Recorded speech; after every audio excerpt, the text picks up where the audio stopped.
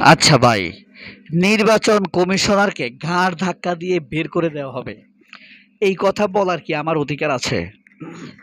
ধরেন সেনা প্রধানকে থাপড়াইতে থাপড়াইতে যমুনা নদীতে ফেলে দিব, এই কথা বলার কি আমার অধিকার আছে?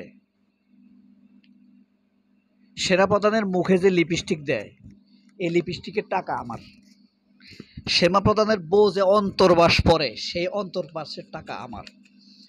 আমার টাকায় যেন সেনা প্রধানের বেতন না হয়, এটা হলো আমার দাবি। এটা আমি সবসময় বলি, অতীতে এখনো বলছি। সেনা প্রধান ইওয়াকারের গুলি করে মানুষ মারা ছাড়া ওর বাপের জন্মে আর কোনো যোগ্যতা নাই। সে আমাকে মারতে পারবে। এরপরে বাংলাদেশের কোনো সংকটের জন্য যদি কারোর মৃত্যু হয়, সেই মৃত্যু যেন আমার হয়। এখন কথা হলো, এই যে বললাম সেনা প্রধানকে থাপড়ানোর অধিকার আমার আছে কিনা, নির্বাচন কমিশনারকে ঘাড় ধাক্কা দেওয়ার অধিকার আমার আছে কিনা। যখন আপনি মূল্য দিয়ে কারোর জীবন কিনেন, সময় কিনেন, আমরা কিন্তু মূল্য দিয়ে ওয়াকারের জীবন কিনেছি, সময় কিনেছি, তার দক্ষতা কিনে নিয়েছি, কারণ তার দক্ষতা, তার অস্ত্র ধারণ দেশের কাজে লাগবে। কিন্তু আমার এখন বিশ্বাস হয় সেনাপ্রধানের আনুগত্য বাংলাদেশের প্রতি নাই। এই কারণে মনে হয় এখন আমার অর্থটা অপচয় হচ্ছে। প্রতি মাসে কমপক্ষে 20,000 টাকা ট্যাক্স দিই আমি, প্রতি মাসে, চাকরি এবং আউট ইনকাম সহ। তাহলে এই টাকা থেকে তার বেতন হয় না ভাই? এই আমার টাকা থেকে তার বউ লিপস্টিক পরে, কপালে টিপ দেয়, এসিওয়ালা গাড়িতে পরে, জকমকে ফ্ল্যাটে থাকে, সম্পূর্ণ আমার টাকা, আমাদের টাকা।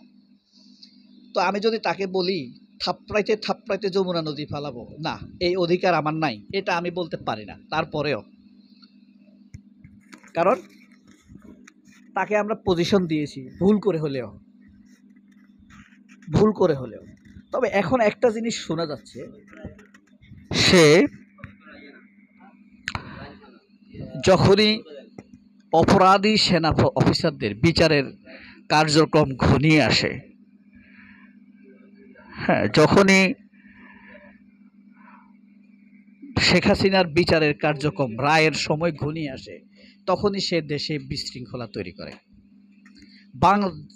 বাংলাদেশের ভিতরে যত বড় ধরনের বিশৃঙ্খলা ঘটেছে, প্রত্যেকটা বিশৃঙ্খলার জন্য এই ওয়াকার দায়ী। গত 1 বছরে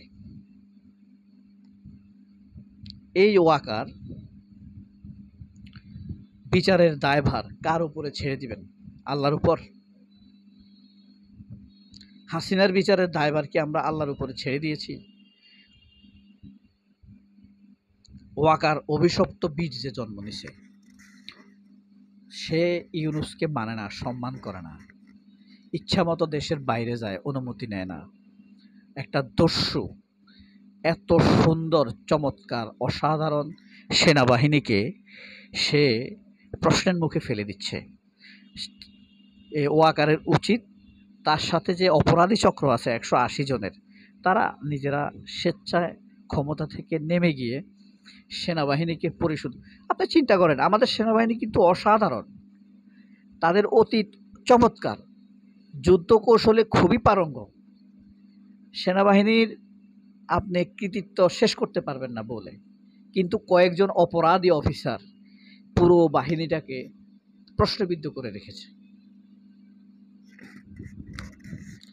তো যাই হোক, নির্বাচন কমিশন এখন এই যে এনসিপিকে শাপলা প্রতীক দিচ্ছে না, কার ইশারা দিচ্ছে না?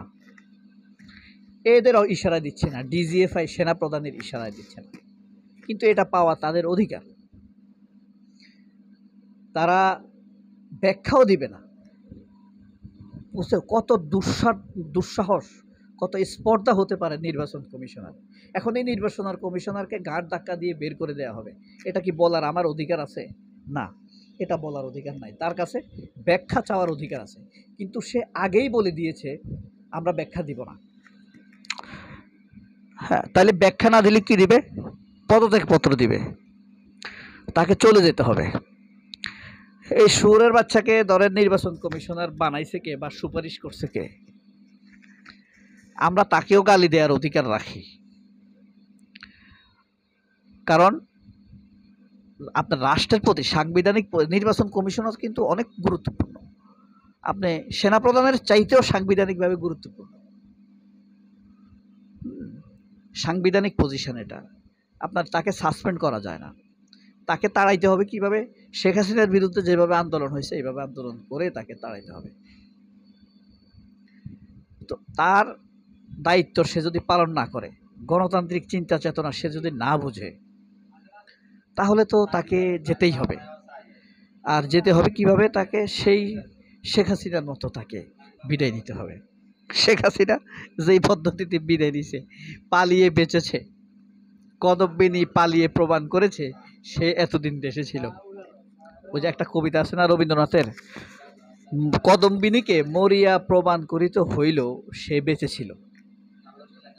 এখন শেখ হাসিনাকে পালিয়ে প্রমাণ করিতে হইল যে সে গত 17 বছর দেশে ছিল।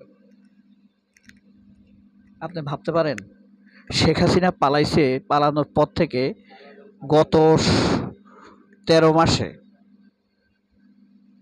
একটাও গুম হয় নাই, একটাও গুম হয় নাই। অর্থাৎ সরকারের পক্ষ থেকে সরকার কাউকে গুম করে নাই।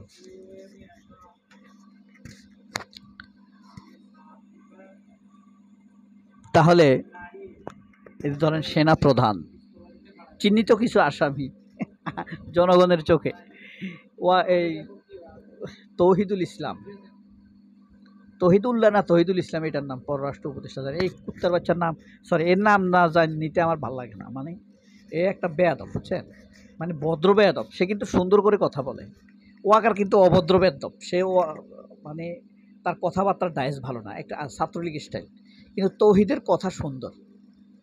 পৃথিবীতে অনেক মানুষ আছে না, ব্যবহার খুব সুন্দর কিন্তু অসৎ, ঘুষ খায়, দুর্নীতি করে, ধর্ষণ করে, কিন্তু ব্যবহার খুব সুন্দর। আবার অনেক ভালো মানুষ আছে, অভদ্র মানুষ আছে সৎ, ব্যবহার ভালো না, মানে রেগে উঠে কিন্তু কারোর টাকা খাবে না, কারোর ধার ধারবে না, ইচ্ছা করে কারোর ক্ষতি করবে না।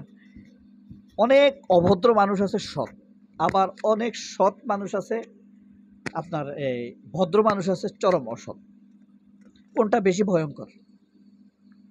নিশ্চয়ই যে সততার আড়ালে অভদ্রতা করে সে। এই তৌহিদ হইল সেই রকম। তাহলে এই সিরিয়ালে ওয়াকার, তৌহিদ, নির্বাচন কমিশনার নাসির, আউটডোরে আছে আনিস আলমগীর, রুমিন ফারহানা। রুমিন ফারহানা কিন্তু জন্ম, তার বাপের বয়স যখন 59 বছর তখন রুমিন ফারহানার জন্ম। বুঝতে হবে, মানে যখন তারুণ্যদীপ্ত বীর্য থাকে মানুষের শরীরে, সেই বীর্যে রুমিন ফারহানার জন্ম হয় নাই। মানে নিরমান, ঝুঁকে পড়া, দুর্বল সময়ের বীর্যে রুমিন ফারহানার জন্ম হয়েছে। এই কারণে রুমিন ফারহানার নৈতিকতা, চরিত্র অনেক দুর্বল।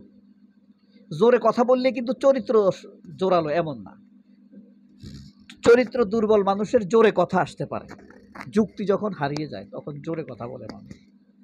অর্থাৎ নৈতিক চরিত্রের দুর্বলতা, সততার দুর্বলতা, এই সেই দুর্বলতার কথা আমি বলছি। 59 বছরের বীর্য কত শক্তিশালী হবে বুঝলেন না? তো রুমিন ফারহানা, ওয়াকার, ওয়াকার, পোয়াকার, সোয়াকার, তারপরে আপনার নাসির,